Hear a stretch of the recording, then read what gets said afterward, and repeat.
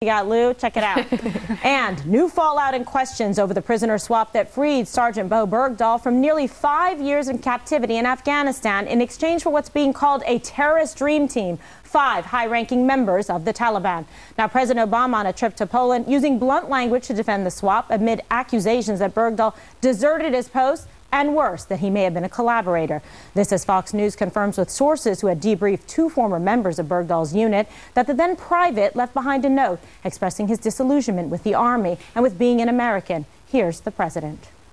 Regardless of the circumstances, whatever those circumstances may turn out to be, we still get an American soldier back if he's held in captivity.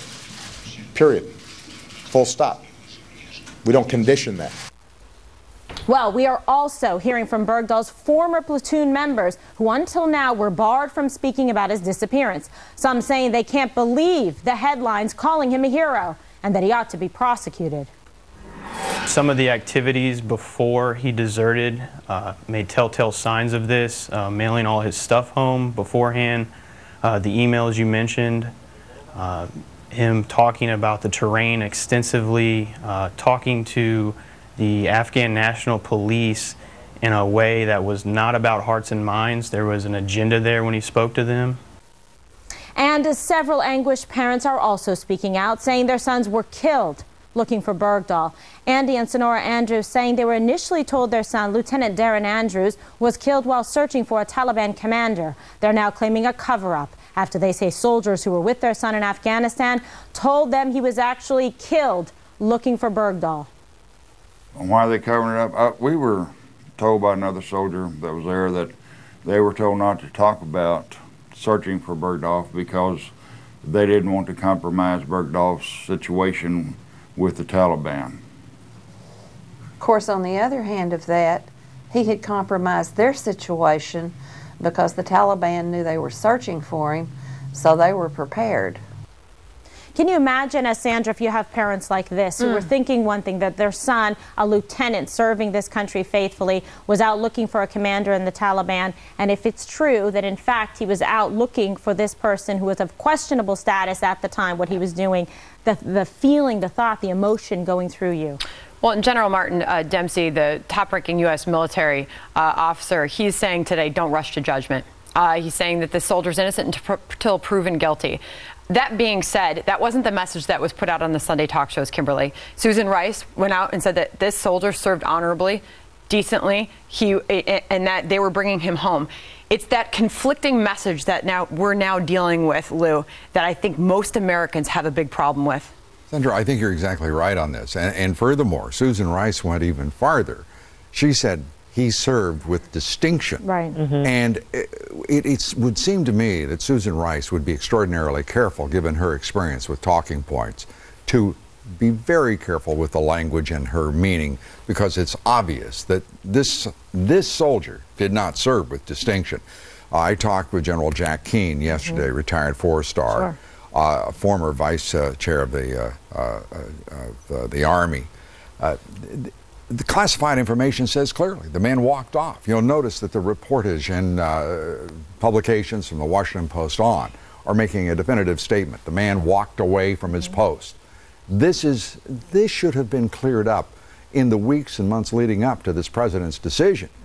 A decision taken in just the opposite frame as his press secretary had promised just a year ago. You know, violating the law. Right. I mean, Lou brings up a great, point on back of, Sandra's comments, which is, what were this man's intention? Clearly he walked off. Was it because he was intending to not come back again? He was upset. We're going to have to find that out. I doubt that he's going to give himself up at this point once the reintegration process is completed. Should take about 6 months depending on how he responds. Right. But he's got some serious questions that he's going to have to answer, and they need to be, have a serious investigation because the country is deserving of this. Well, it's interesting. As the reports are coming out now, the anti-American language, the hard language that he used against our military and our country before he was captured. So we wonder how much about that the White House really knew.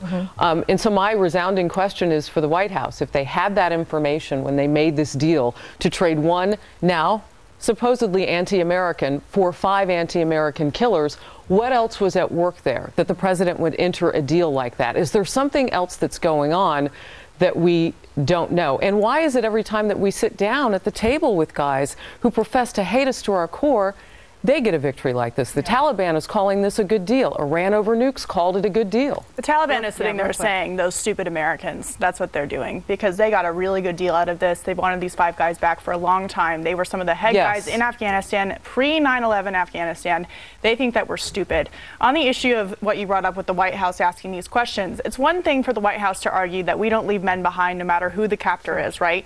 It's another for them to bring him back, celebrate him as a hero, and they're not even willing to put charges of possible desertion on the table. I mean, they don't even want to talk about it. You bring it up to Jay Carney, and they don't want to talk about it at all. And they're going to have a serious problem on their hands if they're just going to ignore what the families are saying and ignore the situation that he was actually in. Lou, I'm going to come to you after this, but the administration, Lou, also under fire for not notifying Congress ahead of time of plans to swap prisoners out of Guantanamo Bay. 30 days notice is required by law. The White House saying time and circumstances did not allow timely notice.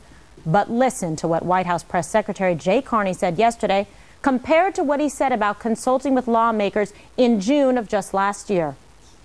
There was enough urgency here to ensure that Sergeant Bergdahl was safely recovered, that a 30-day window of hoping that that opportunity remained open was not an option. And ultimately, as Commander-in-Chief, the President had the responsibility to take the action he did to ensure that, as Chairman Dempsey said, our only remaining prisoner of the conflicts in Iraq and Afghanistan was safely recovered. As we have long said, however, we would not make any decisions about transfer of any detainees without consulting with Congress and without doing so in accordance with U.S. law.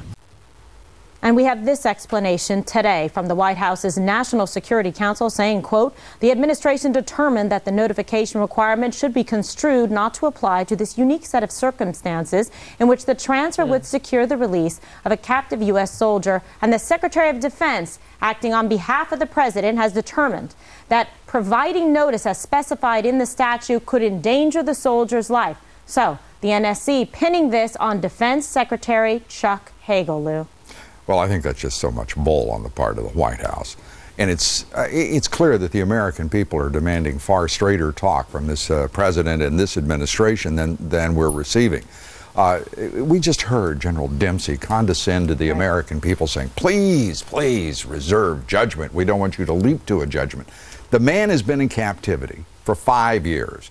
They have, according to all reports, had at least 2 or 3, perhaps, opportunities to take Sergeant Bergdahl back from the Taliban and chose not to, precisely because of what is unwinding in this country right now.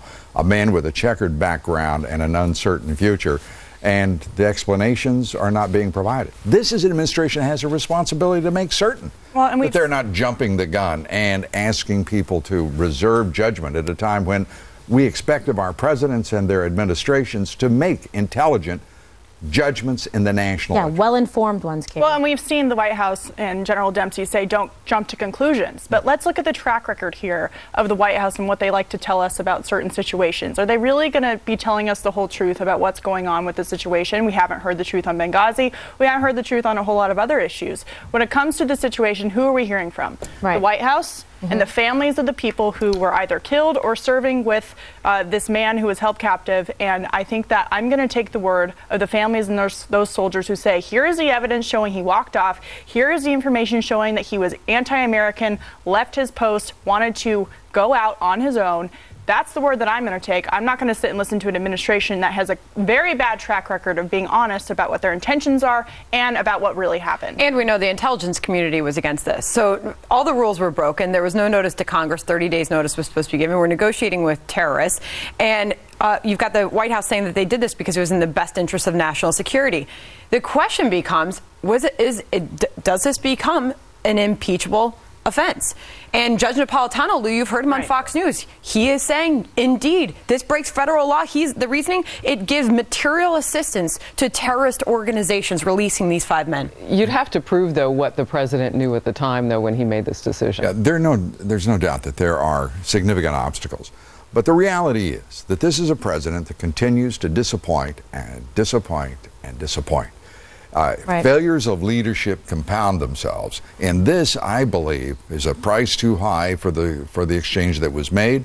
And secondly, clear violation of law, yes. whether it's impeachable or not. And a bad it is not the way the American people deserve to be treated by their president. May I get this in quickly? This is from Jennifer Griffin, our correspondent, who's working the story today, and she just wants us to take note of this.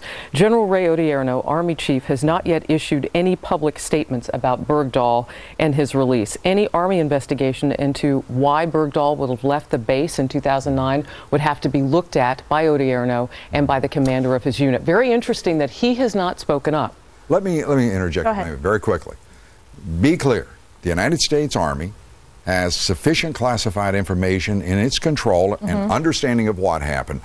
What has been made public is one thing, but what they know right now, for anyone to infer that this means that the general officers of the United States Army are unaware of what happened when he walked off that base, I believe to be they are. Yeah, they are. Anxious to hear from Odierno. They would know that perhaps some soldiers would come forward with the truth that we're serving on the night that in fact he deserted.